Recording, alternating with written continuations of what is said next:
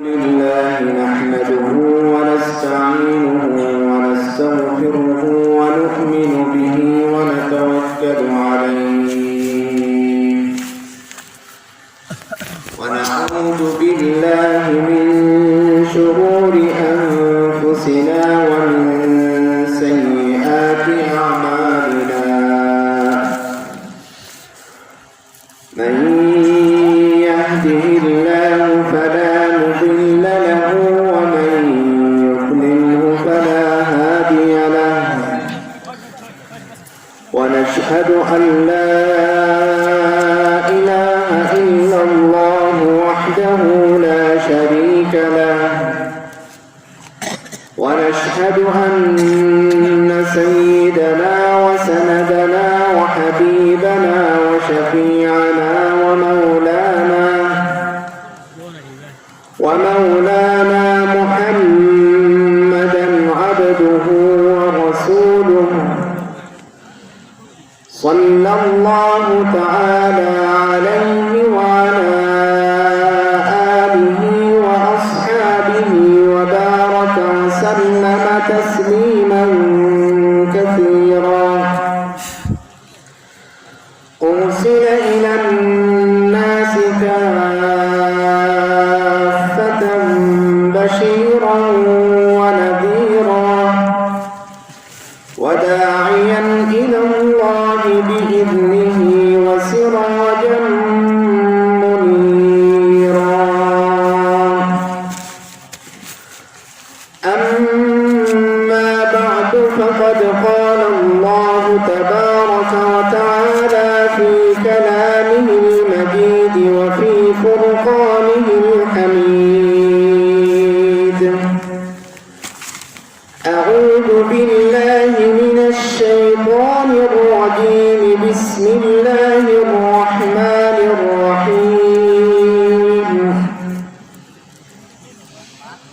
قل إن كان آباؤكم وأبناؤكم وإخوانكم وأزواجكم وعشيرتكم وأموال اقترفتموها وتجارة تخشون كسادها ومساكن ترضونها أحب إليكم من الله ورسوله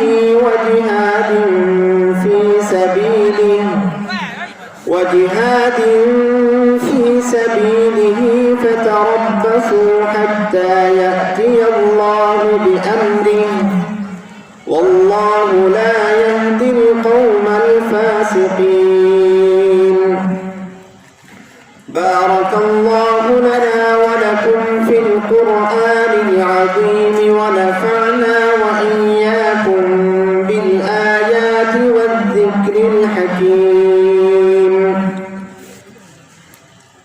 ربنا تقبل منا إنك أنت السميع العليم إن الله وملائكته يصلون على النبي يا أيها الذين آمنوا صلوا عليه وسلموا تسليما صلى الله على سيدنا ومولانا محمد وعلى آله وأصحابه وسلم صلى الله على سيدنا ومولانا محمد وعلى آله وأصحابه وسلم পরিষদ কর্তৃক আয়োজিত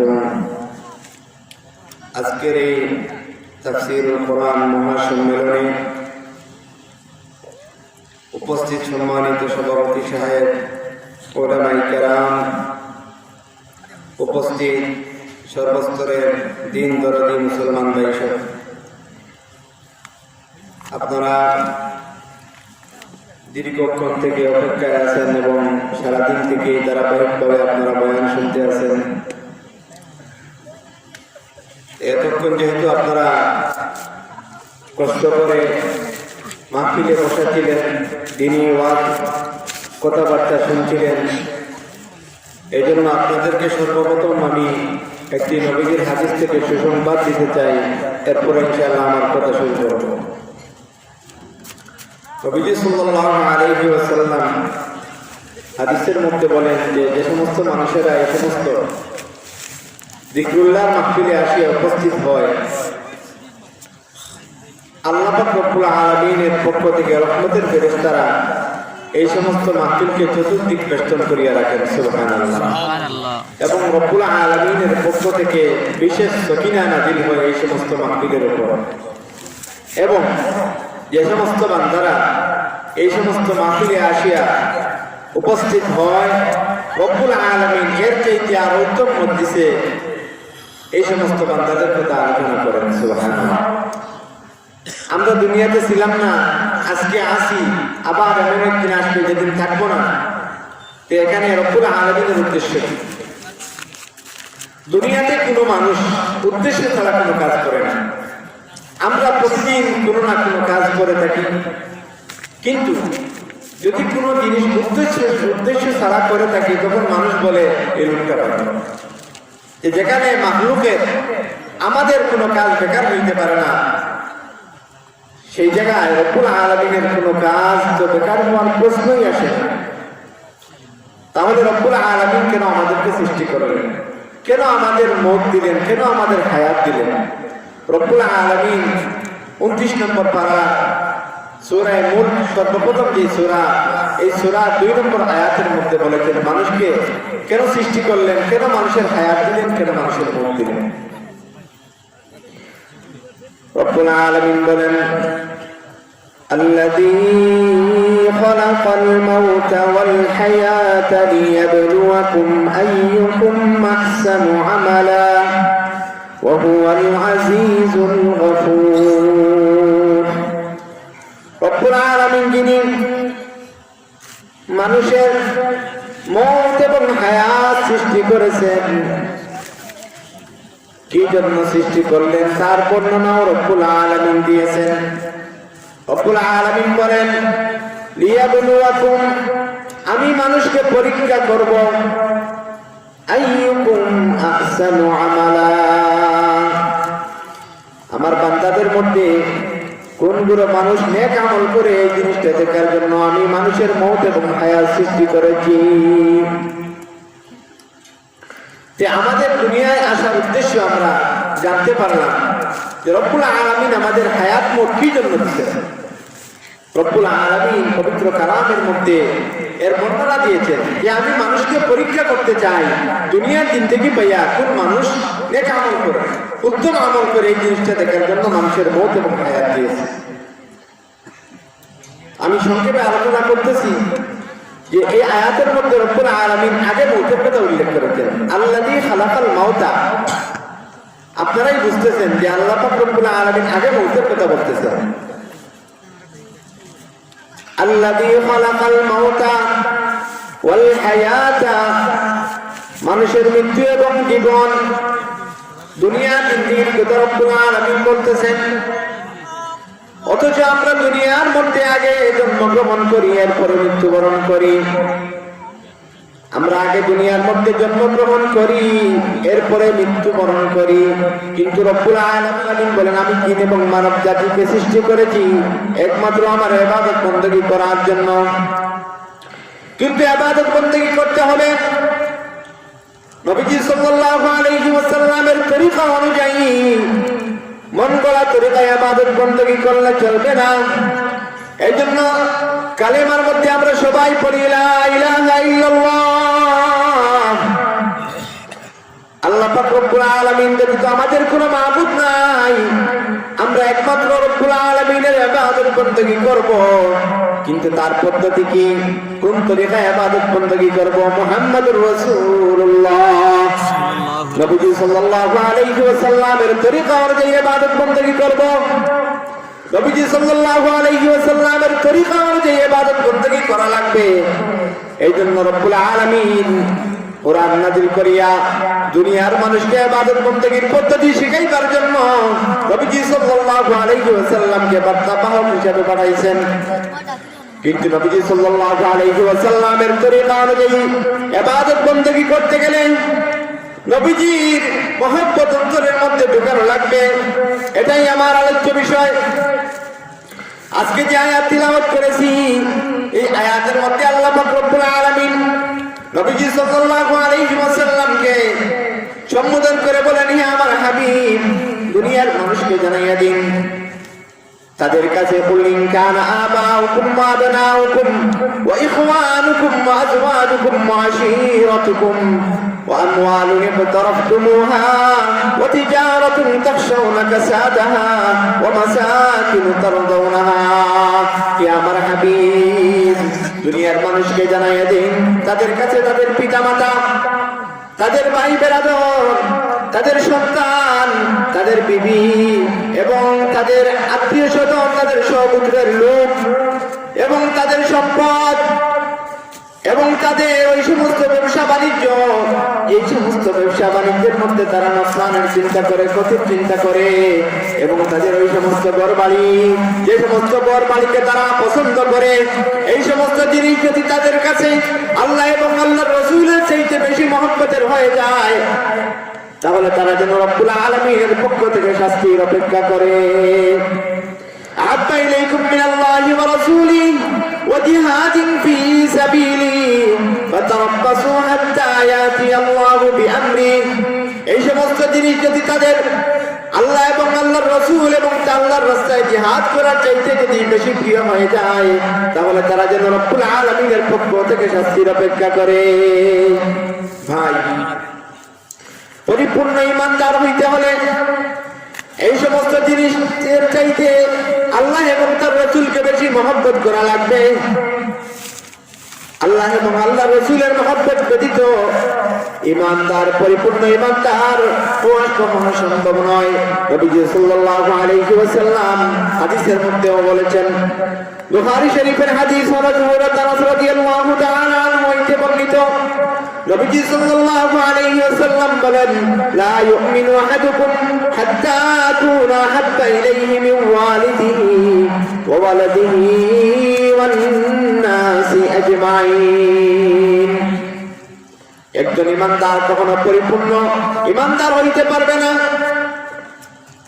কখনো পরিপূর্ণ ইমানদার হইতে পারবে না যতক্ষণ পর্যন্ত সে নিজে এবং তার পিতামাতা এবং তার সন্তানের চাইতে আল্লাহর রাসূলকে বেশি মহব্বত না হবে।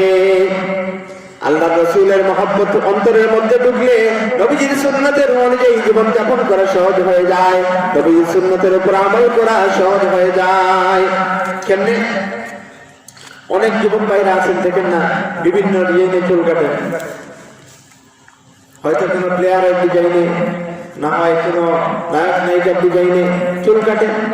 অনেকে আবার অনেক প্লেয়ারের জার্সি গায়ে দেন। কি জন্য? এই প্লেয়ারের মহব্বত তার অন্তরের মধ্যে আছে। এই জন্য আপনারা আমার ইমানদারদের অন্তরের মধ্যে থাকবে নবীজির মহব্বত। নবীজি সাল্লাল্লাহু আলাইহি ওয়াসাল্লামের মহব্বত যে ইমানদারের ভিতরে থাকবে, এই ব্যক্তি কখনো নবীজির সুন্নাত ছাড়তে পারবে না, নবীজির তরিকা ছাড়তে পারবে না। ইমানের দাবি হলো নবীজিকে মহব্বত করা, সবচাইতে বেশি মহব্বত করা ইমানের দাবি। দুনিয়ার মানুষ আমরা যারা একে অপরকে মহব্বত করি, এই মহব্বতের মধ্যে চারটা জিনিস পাওয়া যায়, বিশেষত চারটা জিনিস পাওয়া যায়। এই চারটা জিনিস যে মানুষের মধ্যে, চারটা জিনিসের কোনো একটা জিনিস পাওয়া যাবে, এক মানুষ আরেক মানুষকে মহব্বত করবে। এক নম্বর, দুনিয়ার মানুষ সৌন্দর্যের কারণে একে অপরকে মহব্বত করে। দুই নম্বরে হলো গুণের কারণে দুনিয়ার মানুষ একে অপরকে মহব্বত করে। তিন নম্বরে হলো অনুগ্রহের কারণে, ইহসানের কারণে দুনিয়ার মানুষ একে অপরকে মহব্বত করে। আর চার নম্বরে হলো দুনিয়ার মানুষ আত্মীয়তার কারণে একে অপরকে মহব্বত করে। এই চারটা জিনিসের কোন একটা জিনিস যদি একে অপরের মধ্যে পাওয়া যায়, দুনিয়ার মানুষ একে অপরকে মহব্বত করে। অথচ এই চারটা জিনিস নবীজি সাল্লাল্লাহু আলাইহি ওয়াসাল্লামের মধ্যে পরিপূর্ণভাবে বিদ্যমান ছিল।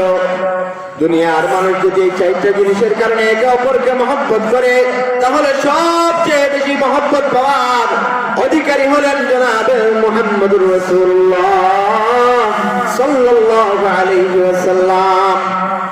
আমি সংক্ষেপে বলতেছি, দুনিয়ার মানুষ সৌন্দর্যের কারণে একে অপরকে মহব্বত করে, কিন্তু আমাদের নবীজি কেমন সুন্দর ছিলেন আমরা সবাই জানি।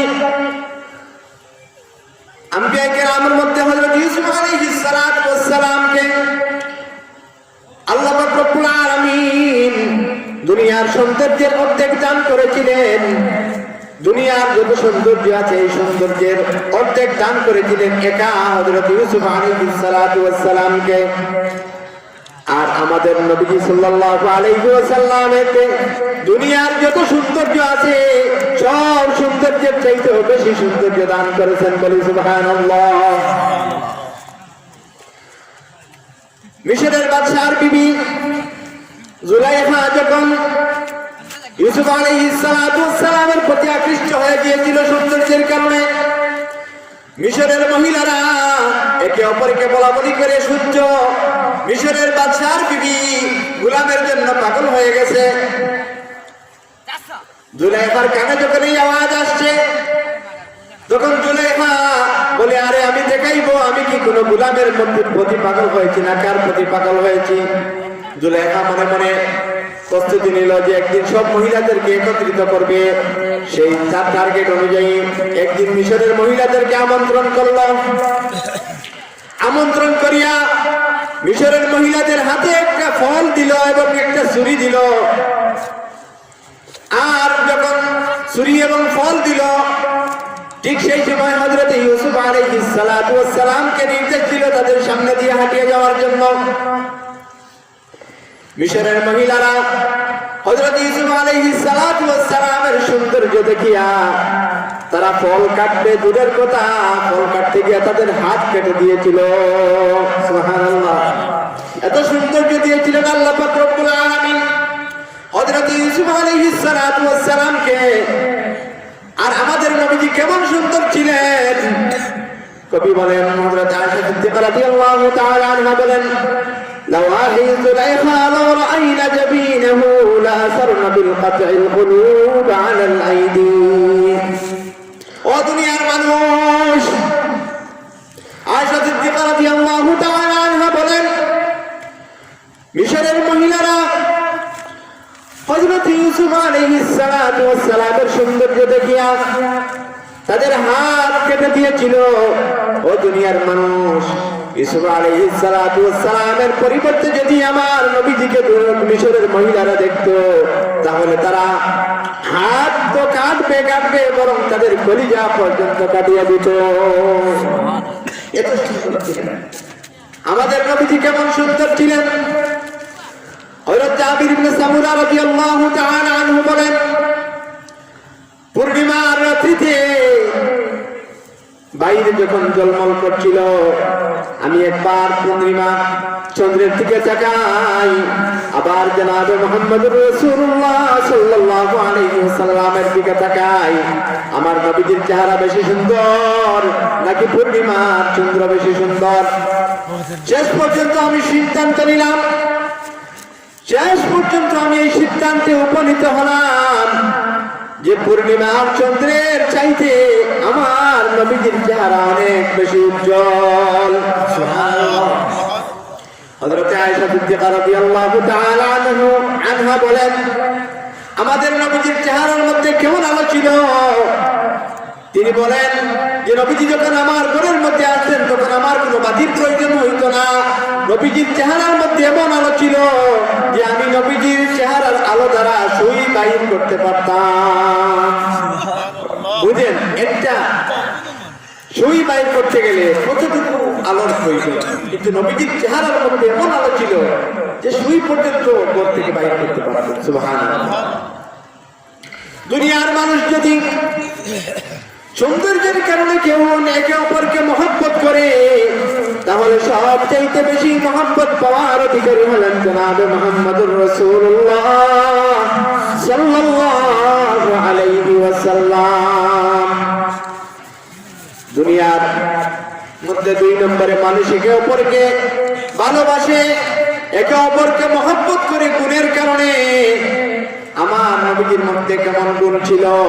হযরত আদম আলাইহিস সালাতু ওয়াস সালাম থেকে শুরু করে হযরত ঈসা আলাইহিস সালাতু ওয়াস সালাম পর্যন্ত तमाम আম্বিয়া কেরামের মধ্যে যত গুণ ছিল, এর চাইতেও বেশি গুণ ছিল একা জনাব মুহাম্মদুর রাসূলুল্লাহ সাল্লাল্লাহু আলাইহি ওয়াসাল্লামের মধ্যে।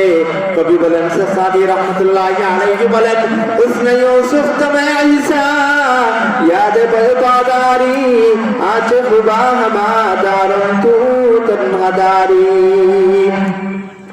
হযরত মুসা আলাইহিস সালাতু ওয়াস সালামের যত গুণ ছিল, ঈসা আলাইহিস সালাতু ওয়াস সালামের যে গুণ ছিল, এর চাইতেও বেশি একা জনাব মুহাম্মদুর রাসূলুল্লাহ সাল্লাল্লাহু আলাইহি ওয়াসাল্লামের জীবনের মধ্যে ছিল। সুবহানাল্লাহ। এরপরে 3 নম্বরে দুনিয়ার মানুষ একে অপরকে মহব্বত করে আত্মীয়তার কারণে। নবীজি সাল্লাল্লাহু আলাইহি ওয়াসাল্লাম আমাদের কেমন আত্মীয়?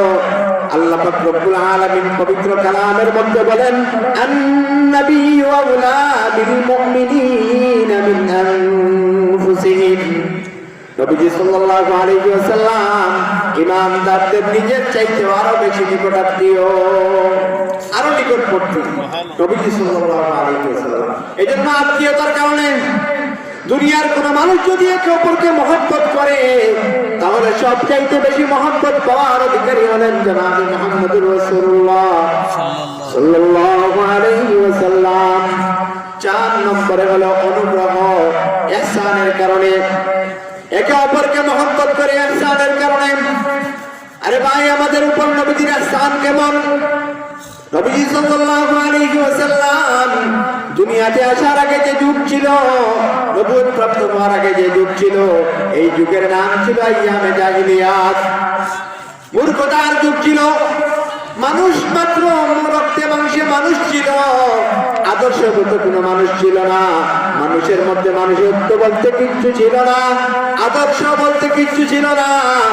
সব চাইতে বড় অনুগ্রহ হলো নবীজি সাল্লাল্লাহু আলাইহি ওয়াসাল্লাম আমাদেরকে জাহান্নামের পথ থেকে ফিরাইয়া জান্নাতের রাস্তা দেখাইয়া দিয়েছেন। এর চাইতে বড় অনুগ্রহ আর কিছু হইতে পারে না। একজন মানুষকে সবচাইতে বড় সাহায্য হলো জাহান্নামের চিরস্থায়ী জাহান্নামের পথ থেকে ফিরাইয়া চিরস্থায়ী সুখের জায়গা জান্নাতের পথ দেখাইয়া দেওয়া সবচেয়ে বড় অনুগ্রহ। এই অনুগ্রহ নবীজি আমাদের উপর করেছেন।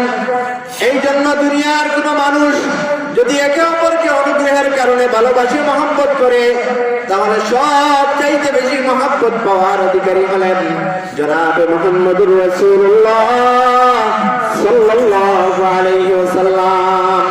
ইমানের কারণে নবীজিকে মহব্বত করব। আর 4টা জিনিস বললাম, যে 4টা জিনিসের কারণে মানুষ একে অপরকে মহব্বত করে। 1 নম্বরে সৌন্দর্য, 2 নম্বরে গুণ, 3 নম্বরে আত্মীয়তা, 4 নম্বরে অনুগ্রহ। এই 4টা জিনিস পরিপূর্ণভাবে নবীজির জীবনের মধ্যে বিদ্যমান পাওয়া যায়।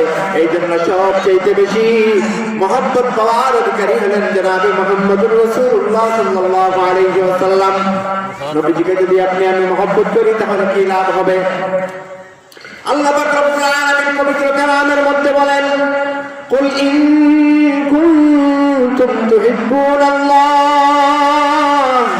ফাত্তাবিউনি ইউহিব্বুকুমুল্লাহ ওয়া ইয়াগফির লাকুম যুনুবাকুম ওয়াল্লাহু গফুরুর রহিম। আল্লাহ পাক রব্বুল আলামিন বলেন, হে আমার হাবিব, দুনিয়ার মানুষকে জানাইয়া দিন, তারা যদি বলে আমি আল্লাহকে মহব্বত করে, তাহলে তারা যেন আপনার অনুসরণ করে। নবীজি সাল্লাল্লাহু আলাইহি ওয়াসাল্লামের কাছে একদল আসিয়া বললেন, ইয়া রাসূলুল্লাহ, আল্লাহর কসম খেয়ে বলতেছি, আমরা আল্লাহকে মহব্বত করি। আল্লাহ পাক রব্বুল আলামিন সাথে সাথে এই আয়াত নাযিল করিয়া তাদেরকে জানাইয়া দিলেন যে শুধু মুখে আল্লাহকে মহব্বত করি, শুধু মুখে বললে হয় না। আল্লাহকে মহব্বত করতে হলে নবীজির অনুসরণ করা লাগে। নবীজির অনুসরণ যারা করবে, তারা প্রকৃতপক্ষে আল্লাহকে মহব্বত করবে। যারা নবীজির অনুসরণ করবে, আল্লাহ পাক রব্বুল আলামিন বলেন ইউহিব্বুকুমুল্লাহ, আমি আল্লাহ তাদেরকে মহব্বত করব। আল্লাহ পাক রব্বুল আলামিন বলেন যারা আমার হাবিবের অনুসরণ করবে আমি আল্লাহ তাদেরকে মহব্বত করব। শুধু এখানেই শেষ নয়, ইউহিব্বুকুমুল্লাহু ওয়া ইয়াগফির লাকুম যুনুবাকুম। আল্লাহ পাক রব্বুল আলামিন বলেন যারা আমার হাবিবের অনুসরণ করবে আমি তাদেরকে মহব্বত করব এবং তাদের জিন্দেগীর সমস্ত গুনাহ খাতা মাফ করিয়ে দিব। সুবহানাল্লাহ। এজন্য আমরা যদি আল্লাহর ভালোবাসা চাই তাহলে নবীজির অনুসরণ করা লাগবে। নবীজির অনুসরণ করা লাগবে যদি আল্লাহর ভালোবাসা আমরা চাই। আর আল্লাহ এবং আল্লাহর হাবিবের ভালোবাসা ব্যতীত কোনো উপায় নেই, বিকল্প কোনো পথ নাই ভাই। যদি আমরা নবীজি সাল্লাল্লাহু আলাইহি ওয়াসাল্লামের সুন্নতের উপর আমল করি, এক নম্বরে নবীজির মহব্বত দেখাইতে হলে নবীজির সুন্নতের উপর আমল করা লাগবে।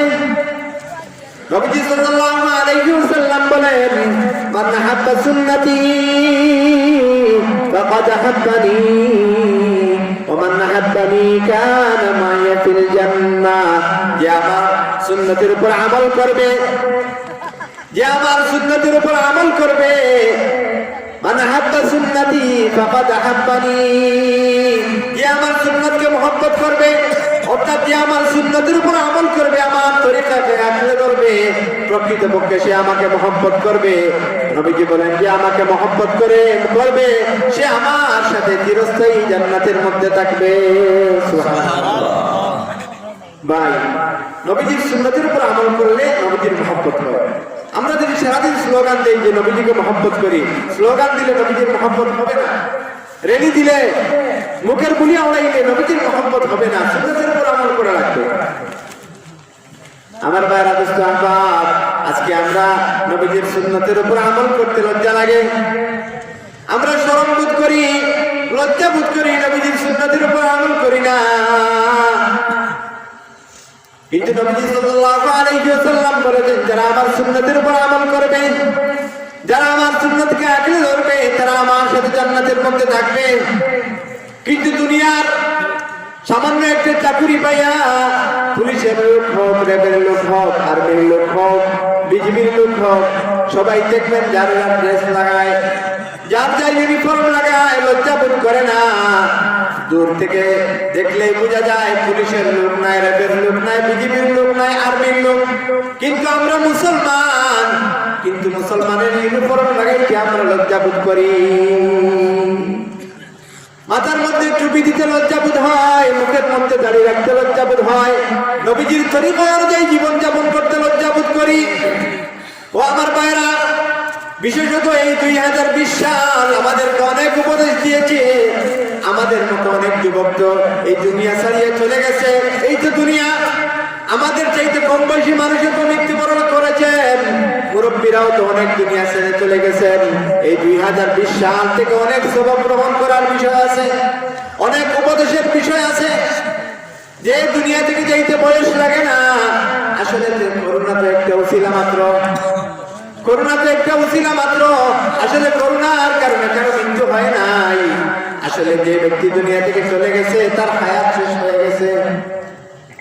আল্লাহ রাব্বুল আলামিন বলেন ইযা জাআ আজালুহুম লা ইস্তাখিরুনা সাআতাও ওয়া লা ইস্তাকদিমুন।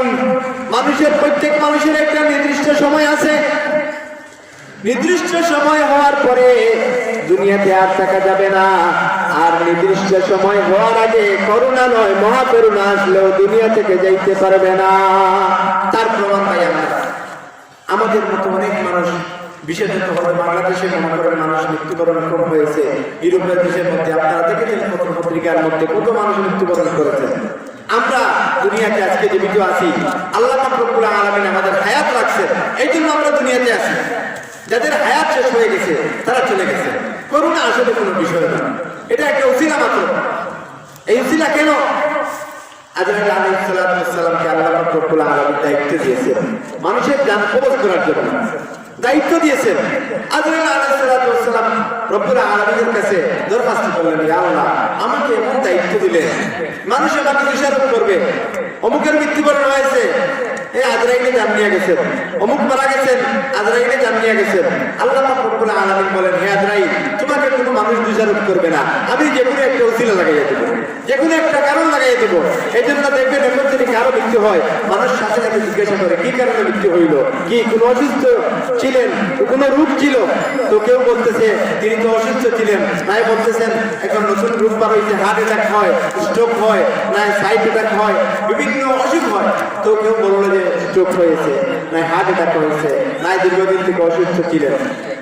যে কোনো একটা কারণ, আজরাইলকে কেউ দোষারোপ করে না। ঠিক তেমনি ভাবে করোনাটাও একটা কারণ। আসলে যাদের হায়াত শেষ হয়ে গেছে, তাদের তকদীরের মধ্যে লেখা ছিল যে এইভাবে তাদের মৃত্যু হবে, আর কিছু নয়। কারণ রব্বুল আলামিনের কথা সত্যের মধ্যে কোনো সন্দেহ নাই।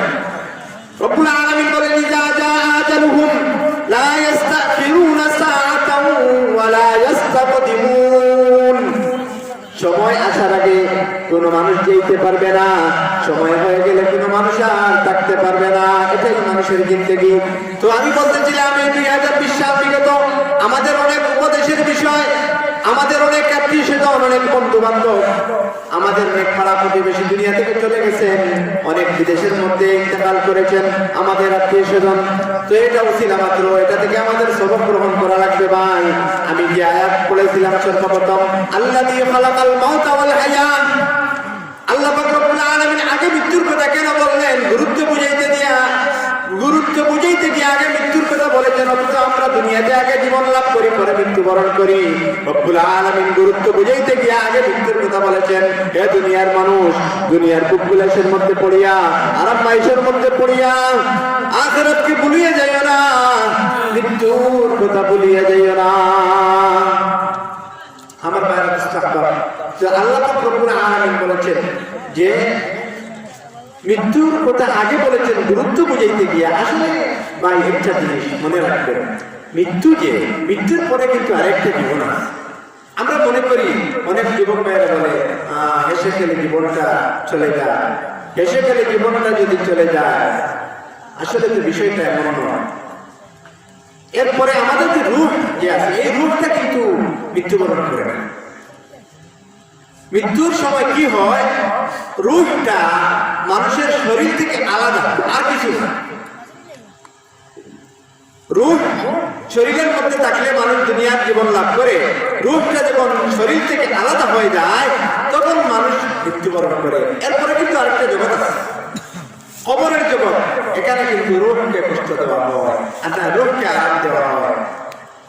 আমরা মানুষের জন্য দোয়া করি, আল্লাহ আমাদের রূহকে আল্লাহ এই দিনের মধ্যে আপনি জায়গা দেন, আপনি স্থান দিন। কিন্তু কাউকে রব্বুল আলামিন এই দিনের মধ্যে দেন, কাউকে সিদ্দিনের মধ্যে দেন। রূহের ব্যাপার। এই জন্য ভাই দুনিয়ার জিন্দেগি আমরা মনে করি অনেক লম্বা, অনেক স্বপ্ন দেখি। ভাই দুনিয়ার স্বপ্নটা হলো ঘুমের স্বপ্নের মতো, বিশ্বাস করো। ঘুমের মধ্যে ঘুমাইয়া অনেক স্বপ্ন দেখি, অনেক স্বপ্ন দেখি, কিন্তু হঠাৎ ঘুম ভাঙে যাওয়ার পরে দেখি সবকিছু জায়গা আছে, কোন স্বপ্ন পূরণ হয় নাই। ঠিক তেমনি ভাবে দুনিয়া নিয়ে স্বপ্ন দেখা ঘুমের স্বপ্নের মতো।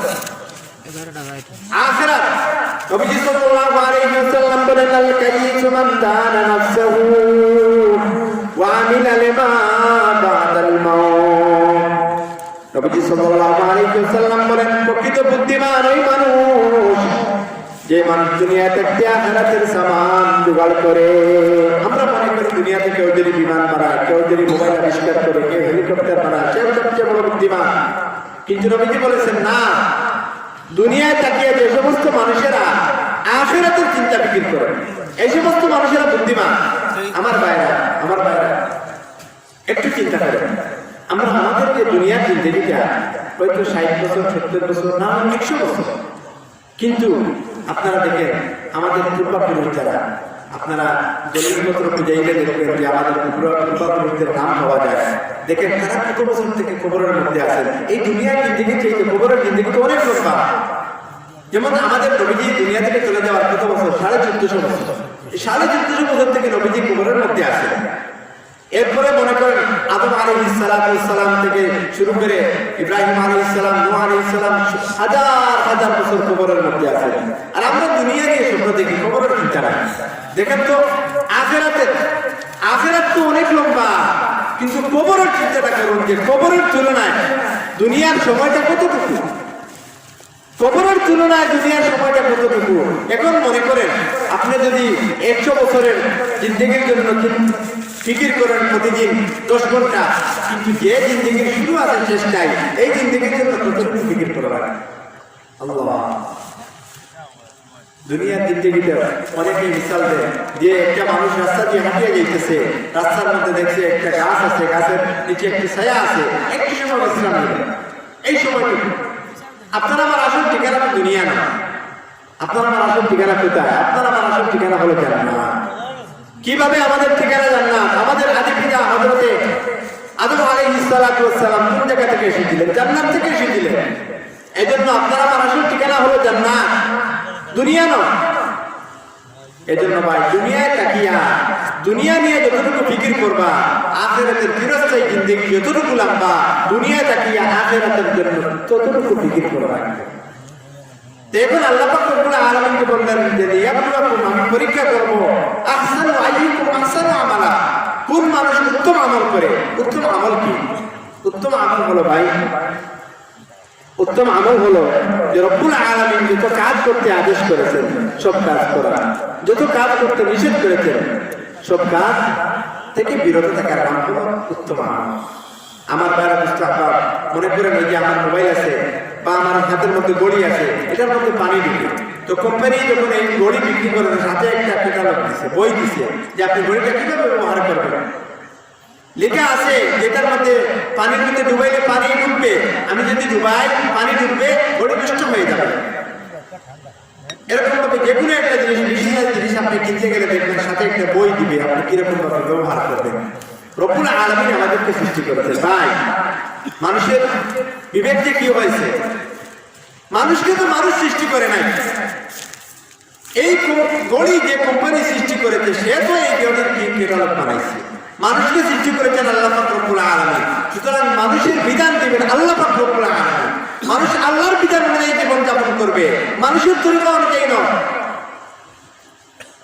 মানুষের তরিকা অনুযায়ী নয়। রব্বুল আলামিন বিধান দিয়েছেন, আমাদের ক্যাটালগ, আমাদের গাইড বই, আমাদের জীবন বিধানের নাম কি? আল কোরআন। আমার বাইরে আল্লাহ পাক রব্বুল আলামিন দুনিয়াতে মানুষ আসিয়া কিরকম ভাবে জীবন যাপন করবে এর জন্য কোরআন নাযিল করেছে। আর এই কোরআন দুনিয়ার মানুষকে বুঝিয়ে দেওয়ার জন্য আল্লাহ পাক রব্বুল আলামিন জনাব মুহাম্মদ রাসূলুল্লাহ সাল্লাল্লাহু আলাইহি ওয়াসাল্লামকে দুনিয়ার মধ্যে পাঠাইছেন। এজন্য ভাই রব্বুল আলামিন পবিত্র কালামের মধ্যে বলেছেন, ইনিল হুকমু ইল্লা লিল্লাহ, বিধান চলবে একমাত্র রব্বুল আলামিনের। কেননা এই মানুষকে মানুষ সৃষ্টি করেছেন, এই মানুষকে সৃষ্টি করেছেন আল্লাহ পাক রব্বুল আলামিন। এজন্য দুনিয়াতে আসিয়া যারা খোদাইয়ের দাবি করেছিল, দুনিয়ার জিন্দেগি পাইয়া যারা অনেকে সরাসরি খোদাইয়ের দাবি করেছে, আর আবার অনেকে একটু ঘুরাইয়া খোদাইয়ের দাবি করেছে, বলেছে আল্লাহর আইনে চলবে না, একটু ঘুরাইয়া বলেছে আল্লাহর আইনে চলবে না। আল্লাহ পাক রব্বুল আলামিন হাশরের মাঠে যখন সবাই একত্রিত হবে, আম্বিয়ায়ে কেরাম, আল্লাহর ওলি, আইম্মায়ে কেরাম, মুসলমান ইমানদার, বেদিন কাফির সবাই যখন হাশরের মাঠে একত্রিত হবে, রব্বুল আলামিন তখন সবাইকে সম্বোধন করে বলবেন, লিমানিল মুলকুল ইয়াউম, আজকের শাসন ক্ষমতা কার হাতে? রব্বুল আলামিন যখন এই কথা বলবেন, এই হাশরের মাঠে আম্বিয়ায়ে কেরাম থাকবেন, আল্লাহর ওলিরা থাকবেন, আইম্মায়ে কেরাম থাকবেন, মুসলমান ইমানদাররা থাকবে, এই হাশরের মাঠে বেজিন কাফিররাও থাকবে, ফেরাউনও থাকবে, আবু জাহল থাকবে, আবু লাহাব থাকবে, নমরুদ থাকবে, সবাই এই হাশরের মাঠে থাকবে। কিন্তু কারো সাহস হবে না জবাব দেওয়ার। এত ভয়াবহ পরিস্থিতি, এত কঠিন পরিস্থিতি হাশরের মাঠে, অগণিত অসংখ্য অগণিত মানুষ হাশরের মাঠে, কিন্তু কারো সাহস হবে না জবাব দেওয়ার। আল্লাহ পাক রব্বুল আলামিন সবাইকে সম্বোধন করে বলবেন, লিমানিল মুলকুল ইয়াউম, আজকের শাসন ক্ষমতা কার হাতে? কারো সাহস হবে না জবাব দেওয়ার।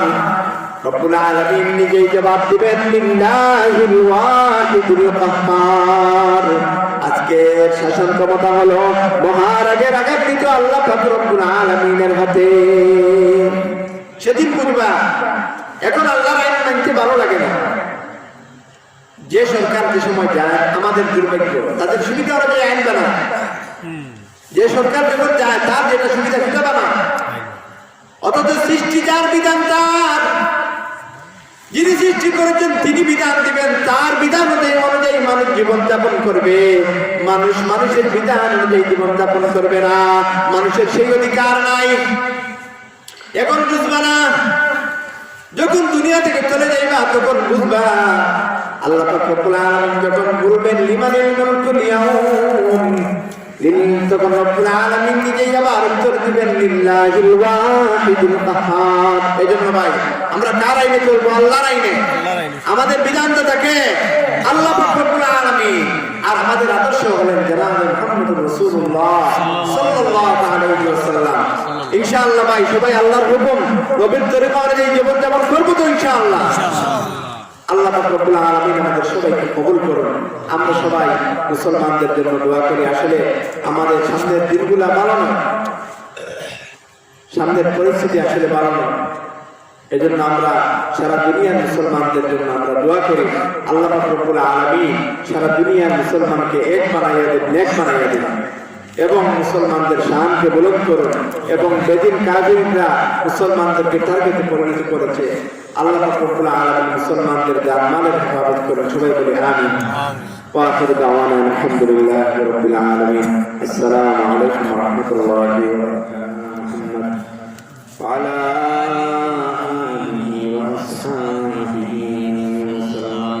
সাল্লাল্লাহু আলা সাইয়্যিদিনা ওয়া মাওলানা মুহাম্মদ ওয়া আলা আলিহি ওয়া আসহাবিহি ওয়া সাল্লাম। على سيدنا ومولانا محمد وعلى آله وأصحابه وسلم. الحمد لله رب العالمين عدد خلقه ورضا نفسه وزنة عرشه ومداد كلماته.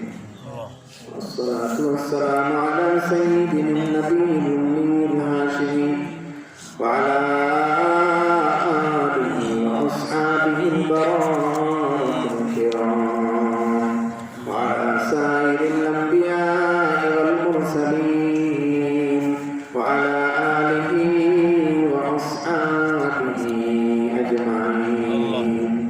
اللهم لا أحصي ثناء عليك أنت كما أثنيت على نفسك. فلله الحمد رب السماوات ورب الأرض رب العالمين. وله الكبرياء في السماوات والأرض وهو العزيز الحكيم. ربنا ظلمنا أنفسنا وإن لم تغفر لنا وترحمنا لنكونن من الخاسرين. واعف عنا واغفر لنا وارحمنا مولانا فانصرنا على القوم الكافرين. ربنا اغفر لنا ذنوبنا وإسرافنا في أمرنا وثبت أقدامنا وانصرنا على القوم الكافرين. ربنا لا تجعلنا فتنة للذين كفروا واغفر لنا ربنا إنك أنت العزيز الحكيم. أي الله يا أرحم الراحمين أذكر مجلس के अपने कबूल फरमा या अरहमर राहिमीन। আল্লাহ তোমার দিনের কিছু খাদিম হলে অনেক কষ্ট মুজাহাদা করিয়া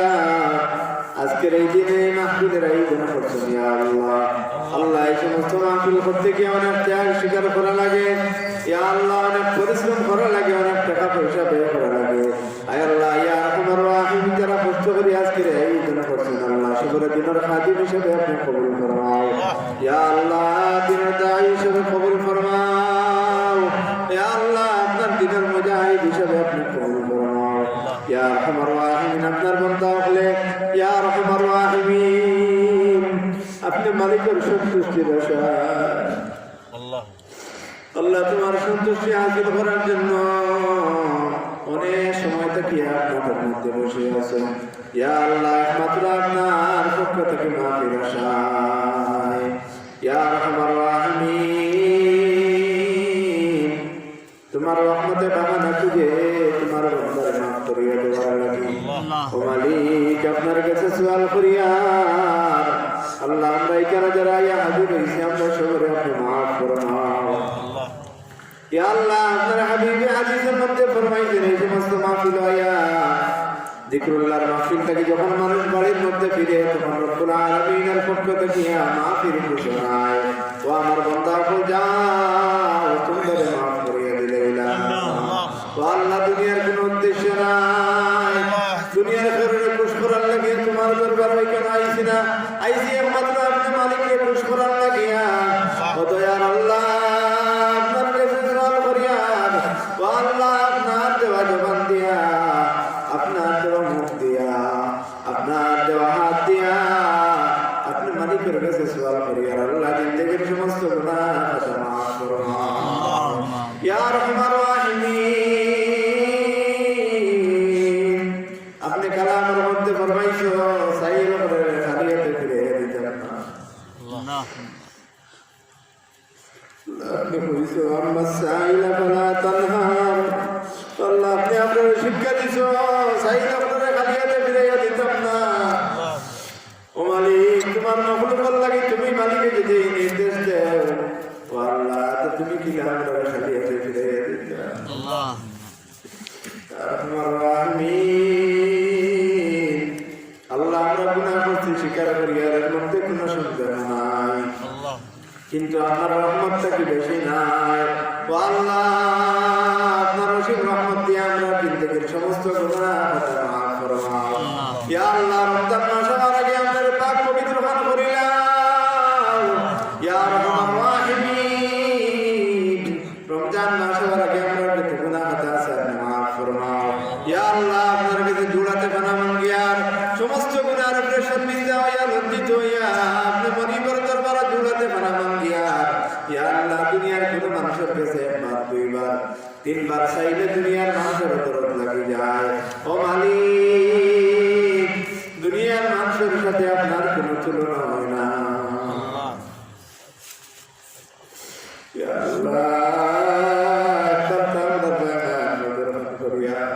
আল্লাহ তোমার হাবিবের কি মোহাম্মদ আল্লাহরে মাফ মান করিয়া দিলেন রে ভাই আল্লাহ। ইয়া আল্লাহ আমরা তোমার মধ্যে গান আল্লাহরে মাফ ফরমাও। ইয়া আল্লাহ কবরের মধ্যে রহমতে বারিশ নাযিল ফরমাও। ইয়া আল্লাহ আমরা যারা যারা হাজির হইছি আমরা অনেকের মা বাবা নাই কবরবাসী হয়ে গেছেন। ও দয়ার আল্লাহ মেহেরবানি করিয়া আমরা তোমার যারা মা বাবা নাই মা বাবার কবরে জান্নাতের টুকরা বানাও। ইয়া আল্লাহ মা বাবার রক্ষা আমরা খুশ করে দেব রে আল্লাহ। ইয়া আরহামার রাহিমিন, যারা মা বাবা জীবিত আছেন আপনি হায়াতে তয়্যিবা দান ফরমাও। আল্লাহ কিছুদিন আগে আমার নতুন আম্মা মারা গেছেন। ইয়া আল্লাহ আপনার মন্দিরে আপনি জান্নাতুল ফিরদাউসের আলা দান ফরমাও। ইয়া আল্লাহ যারা মা বাবা জীবিত আছেন বেশি বেশি করে খিদমত করার তৌফিক দান ফরমাও। আওলাদ করে মা বাবার ফরমাবরদার সন্তান বানাও। ইয়া আরহামার রাহিমিন, কাল কিয়ামতের দিন বহুত মানুষ মা বাবার খিদমতের উসিলায় বেহেশতে হয়ে যাবে। ইয়া আরহামার রাহিমিন, আমার কাছে সওয়াল করিয়া আল্লাহ আমরা মা বাবারে আমরা জান্নাতে যাওয়ার উসিলায় হিসেবে কবুল ফরমাও। আল্লাহুম্মা ইয়া আরহামার রাহিমিন, আমরা যারা সন্তান দান করছো আল্লাহ কিয়ামতের দিন বহুত মানুষ আওলাদের উসিলায় বেহেশতে যাইবা। আমরা আওলাদ করে আমরা বেহেশতে যাওয়ার উসিলা হিসেবে কবুল ফরমাও। ইয়া আরহামার রাহিমিন, আওলাদ করে দিনদার পরহেজগার মুত্তাকি বানাও। আমরা পরিবার পরিজন সবার মুত্তাকি পরহেজগার দিনদার বানাও। ইয়া আল্লাহ ইয়া আরহামার রাহিমিন, অনেক মা বাবা অভিযোগ করে না, ওলাদের কথা মনে না। ইয়া আল্লাহ যারা ওলাদ দান করছো দান করবে, ইয়া আল্লাহ এটারে আপনারা ফরমাবরদার বানাও। আল্লাহ আপনারা ফরমাবরদার বানাও, মা বাবার ফরমাবরদার বানাও।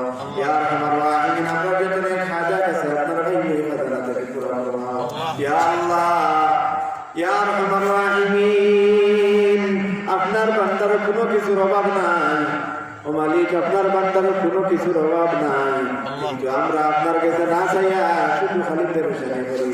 ইয়া আল্লাহ আপনি ফরমাইছেন ওয়াইদা সালাকা ইবাদি আন্নি ফাইন্নি করিব উজিবু দাওয়াতাদ দাঈ ইযা দাআন।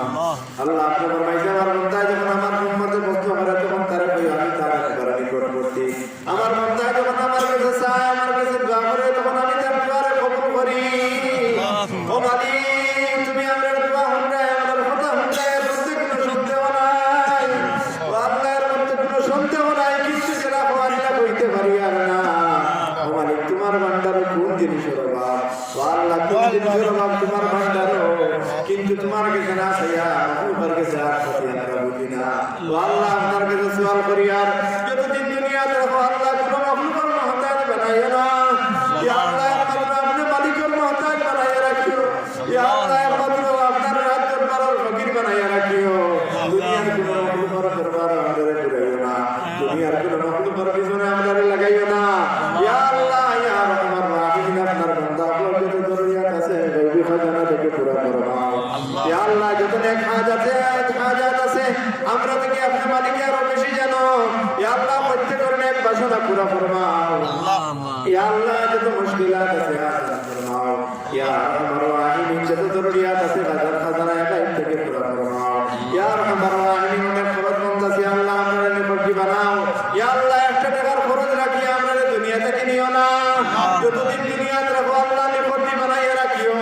আর দুনিয়া থেকে যেদিন তুমি মালিকের ইচ্ছা হইতে আল্লাহ নিকটবর্তী বানাইয়া দুনিয়া থেকে নিও। ইয়া আল্লাহ, কোনো মানুষের হক রাখিয়া দুনিয়া থেকে নিও না রে ভাই। ইয়া রহমান রাহিম, ইয়া আল্লাহ, আপনার হুকুম নবীর তরিকা অনুযায়ী জীবন যাপন করার তৌফিক দান ফরমাও। ইয়া আল্লাহ, আপনার হাবিব ও খাঁটি উম্মত হিসেবে কবুল ফরমাও, খাঁটি মুসলমান হিসেবে কবুল ফরমাও, খাঁটি ইমানদার হিসেবে কবুল ফরমাও। এই মুহূর্তে আমরা পক্ষ থেকে জনাব মুহাম্মদুর রাসূলুল্লাহ সাল্লাল্লাহু আলাইহি ওয়াসাল্লাম দরবারে লাখো কোটি দুরূদ ও সালাত পৌঁছে দাও। আয় আল্লাহ, রমজান পর্যন্ত আমরা সবার হায়াত দান ফরমাও। আল্লাহুম্মা আমিন। ইয়া আরহামার রাহিমিন, আমরা জান মাল ইমান আমল সবকিছু আপনার হাওলা করলাম। ইয়া আল্লাহ, আপনি আমাদের সবকিছুর জিম্মাদার নিয়ে যাও। অনেক ভাই এখন বিদেশ বাড়ির মধ্যে দোয়া চাইতে আছেন বিভিন্ন কারণে অসুবিধার মধ্যে, আল্লাহ আপনি সাহায্য ফরমাও। ইয়া আরহামার রাহিমিন, আয় আল্লাহ, আপনার কাছে আমরা সবকিছু শুনতে দিলাম। আল্লাহ, আপনি আমাদের সবকিছুর জিম্মাদার নিয়ে যাও। আল্লাহ, আমার শেষবারের মতো হইয়া যারা কষ্ট করিয়া এই জন করছেন, যারা কেন হাজির হয়েছেন, ইয়া আল্লাহ, সবরে আপনি জাযায়ে খায়র দান ফরমাও। রব্বানা তাকাব্বাল মিন্না ইন্নাকা আনতাস সামিউল আলিম ওয়া তুব আলাইনা ইন্নাকা আনতাত তাওয়াবুর রহিম। সাল্লাল্লাহু তাআলা আলা খায়রি খালকিহি সাইয়্যিদিনা মুহাম্মদ